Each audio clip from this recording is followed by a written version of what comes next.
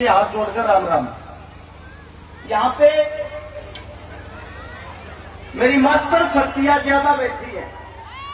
मैं आज उनसे एक बात कहना चाहूंगा और आप ये सोच लेना कि आपका बेटा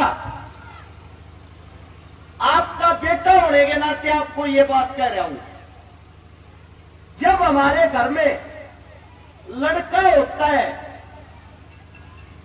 हम बहुत खुशी मनाते हैं, लेकिन जब हमारे घर में बेटी होती है वो खुशी दूर दूर तक नहीं होती। कहने को तो आज ये है कि बेटा बेटी एक समान है, लेकिन एक समान की जब बात आती है, जब हम एक बेटी का लालन पालन पोषण करते हैं, उसको पढ़ा लिखा के बड़ा करते हैं, उसके लिए सरकारी नौकरी वाला लड़का ढूंढते हैं। और वो लड़का जब ढूंढते हैं उस लड़के में इतनी मरोड़ हो ही पावे है, 20 लाख की गाड़ी मांगेगा, 30 लाख का ब्याह में खर्चा करवाओगा, अपनी लड़की को दबा के रखेगा। मैं इन मात्र शक्तियों से एक बात कहना चाहता हूं, किस चीज की मरोड़ सहन कर रही है, उसका कारण क्या है?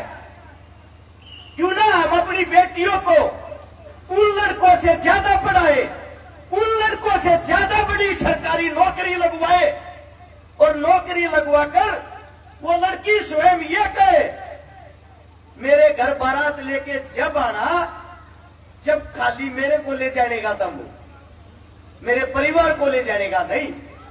दहेज के नाम पर एक बेटी के घर को लूटा जाता है और लोग वही नारे लगाते हैं दहेज प्रथा बंद करो। आप सभी को इतना ही कहना चाहूंगा, ये प्रथा शिक्षा से, जागरूकता से बंद हो सकती है।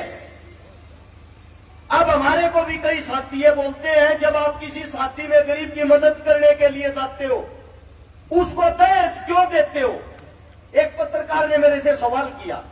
मैंने पत्रकार से पूछा, भाई साहब आपकी शादी हो रही है? बोले हाँ हो रही है।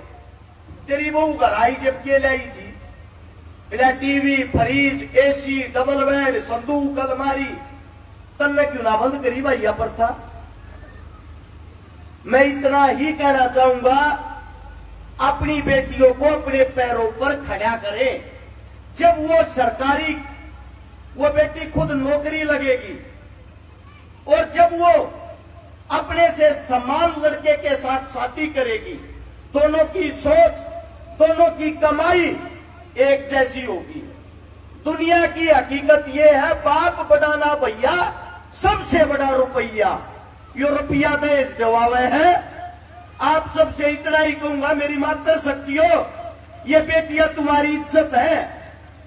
जब लड़का पैदा हो जाए, लड़का रात में भी कितना चला जाएगा, न्यू कहेंगे कोई ना छोरा है तक ये होया, और छोरी ने गेट के बाहर नहीं जान देते।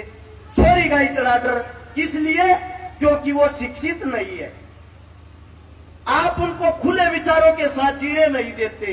हाथ जोड़कर इतना ही कहूंगा, आप सभी मेरी माता शक्तियां हो, मेरी माता के समान हो। अपनी बेटियों पर पाबंदी ना लाकर उनको शेरनी बनाए, उनको पढ़ाए लिखाए, उनको उनका जीवन जीने दे, ताकि आगे आने वाले समय में वो किसी की तबुआर ना होकर अपने भविष्य का फैसला स्वयं कर सके। और धन्यवाद करना चाहूंगा इस पीपली की जमीन का। यहाँ पे हमारे गुरुजी मास्टर जी आ गए, सुरेंद्र जी, ये वो अध्यापक है। हमको ये समाज सेवी नहीं है, इसलिए समाज सेवा क्या होती वो बताता हूं। आज के टाइम में जो मुफ्त में घर घर शिक्षा पहुंचाए, और शिक्षा वो शेरनी का दूध है जो जितना पिएगा उतना दाढ़ेगा। असली सेवा गुरुजी कर रहे हैं। गांव के अंदर कोई भी प्रोग्राम हो, गांव के अंदर छोटे से लेकर मोटा कितना भी बड़ा प्रोग्राम हो, सबसे पहले सबसे आगे अगर कोई मिलता है वो गुरुजी मिलते हैं। मैं सैल्यूट करता हूं, सलाम करता हूं इनको। और मेरे साथ में खड़े हैं मेरे पिता समान बड़े भाई धम्मल फौजी, पहले देश सेवा करी, फौज की नौकरी, आज पुलिस सेवा कर रहे हैं। एक दिन भी अगर फ्री होते हैं, सुबह उठते ही कॉल करते सामाजिक प्रोग्राम है, कहां चलना, मेरी गाड़ी तैयार है। आज के वक्त अपने बच्चों से दूर कोई नहीं जाना चाहता।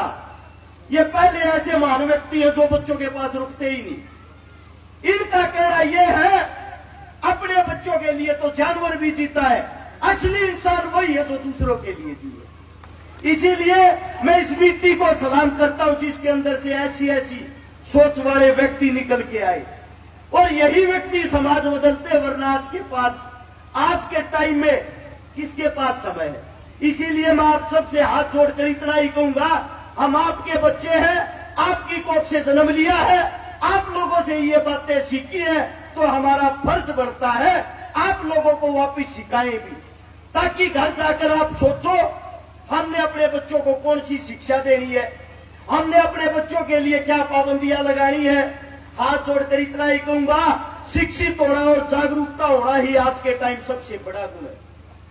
आप सभी को अगर हमारी कोई बात बुरी लगी हो, हाथ जोड़कर उसके लिए क्षमा चाहता हूं। आपके बेटे, आपके बच्चे हैं, आप सभी के चरणों में हाथ जोड़कर राम राम।